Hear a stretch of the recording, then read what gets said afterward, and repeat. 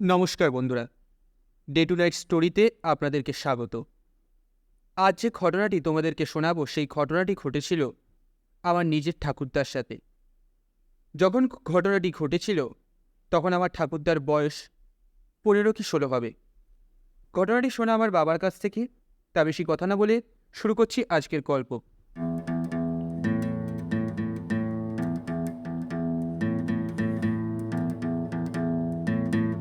আমার বাবার কাছ থেকে ঘটনাটি যতদূর শোনা, ঘটনাটি ঘটেছিল তাও ঠিক ভারতবর্ষ স্বাধীন হওয়ার পর 1948 কি 49-এর দিকে। আমার ঠাকুরদা তখন সবে ম্যাট্রিক পাশ করে কাজের খোঁজ করছিলেন। আমার ঠাকুরদার বাবা 1946-এর সময় বাংলাদেশ থেকে চলে এসে উত্তর 24 পরগনার অন্তর্গত বারাসত নামক অঞ্চলে এসে বসবাস শুরু করেছিলেন। সেখানেই আমার ঠাকুরদার বাবা ব্যবসা খুলে বসেছিলেন। আমার ঠাকুরদা ছোটবেলা থেকেই খুব ডানপিটে ছিলেন। তিনি কৃত্তিবাসী রামায়ণ 3 বার ও কাশিরামী মহাভারত 2 বার শেষ করেছিলেন। বাবার কাছ থেকে শুনেছিলাম যে তিনি নাকি কবিরাজের কাছ থেকে একবার শুনেই ধূমপান বন্ধ করে দিয়েছিলেন। উনি পরবর্তীকালে ডিএমের গাড়ি চালাতেন। একবার তো নকশাল আমলে ঠাকুরদাকে নকশালে তাড়া করেছিল। তার কারণটা ছিল কারণ সে সময় তিনি ডিএমের গাড়ি চালাতেন, সেও তিনি জোরবাজা বেজেছিলেন। সে এক অন্য ঘটনা, পরে একদিন বলা যাবে। ঘটনাটির সাক্ষী শুধু আমার ঠাকুরদা ছিল না, ওনার নিজের মামাও ছিল। ওনার নাম ছিলেন কালী। লোকে ওনাকে কালীবাবু বলে সম্বোধন করতেন। আমার ঠাকুরদার পাড়ার লোকেরা বেশিরভাগই সবাই চিনতেন তাকে। যাই হোক, বর্তমানে দুজনেই পরলোকে গমন করেছেন। ঠাকুরদার ছোট থাকাকালীন তার মামা মাঝে মাঝে এসেই থাকতেন। আমার বাবার কাছ থেকে শোনা ওনার নাকি খুব মাছ ধরার নেশা ছিল। তো প্রতিবারের মতো গরমকালে এসে উনি আমার ঠাকুরদার বাড়ি এসেছিলেন। বেশ কয়েকদিন থাকার পর উনি আমার ঠাকুরদাকে বললেন, তোদের বাড়ি এসে বেশ কয়েকদিন খেয়ে শুয়ে স্নান করে কেটে যাচ্ছে, কাজের কাজ কিছু হচ্ছে না। ঠাকুরদা বললেন, তো আর কি করবে? কালীবাবু বললেন, আমার আবার এরকম জীবনযাপন ভালো লাগে না। দেশ ভ্রমণ, রোমাঞ্চ ভরা মুহূর্ত, আরও কোনো আকর্ষণীয় মুহূর্ত কাজ আমার ভালো লাগে। ঠাকুরদা বললেন, তো এখানে এই সমস্ত কাজ পাবে কোথায়? কালীবাবু বললেন, তোদের বাড়ি থেকে কিছু দূরে একটা পুকুর আছে, তো ওই পুকুরের জঙ্গলের ওখানে ওখানে গিয়ে মাছ ধরা যাবে। ঠাকুরদা বললেন, হ্যাঁ আছে তো। কালীবাবু বললেন, তো চল ওখানেই চল, গিয়ে দেখি কয়েকটা মাছ টাছ ধরতে পারি কিনা। ঠাকুরদা বললেন, কখন যাবে? কালীবাবু বললেন, চল রাতের দিকে, তখন নিঝুল থাকবে। ঠাকুরদা বললেন, কত রাতে? কালীবাবু বললেন, ওই 12:30 কি 1টা। ঠাকুরদা বললেন, এত রাতে? কালীবাবু বললেন, আরে রাতে পাহারা থাকে না, আমাদের সুবিধা হবে তখন। এখানে একটা কথা বলে রাখা ভালো, তাই তখন আজকের মতো টেলিভিশন বা স্মার্টফোন ছিল না। ওইভাবেই লোক নিজের মনোরঞ্জনের ব্যবস্থা করে নিত। আর বাঙাল পরিবারে মাছ ধরা ছিল একটা অন্য রকমের ট্র্যাডিশন। তো যাই হোক, সেই মতো ঠিক হলো 12:30টার সময় যাওয়া হবে। সেই মতো আমার ঠাকুরদার মা মাছের চারা বানিয়ে দিলেন। আর কালীবাবু তো পিঁপড়ের ডিম কিনে এনেছিলেন মাছ ধরার জন্য। আমার ঠাকুরদার মা বলেছিলেন, তোমরা কিন্তু তাড়াতাড়ি ফিরে এসো। তো সেই মতো সাইকেল নিয়ে ঠাকুরদা আর কালীবাবু বেরিয়ে পড়েছিলেন। পুকুরের নাম ছিল পাইনিয়ার পুকুর।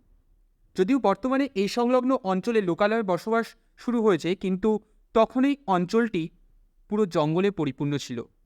রাত বেরোতেই শিয়াল কুকুরের উৎপাতে ভরে যেত। বর্তমানে এই অঞ্চলটি এত জনসমৃদ্ধ যে দেখলেই বুঝতেই পারবে না যে এই অঞ্চলটি একসময় জঙ্গলে পরিপূর্ণ ছিল। যদিও আমি দেখিনি, সবই আমার বাবার কাছ থেকে শোনা।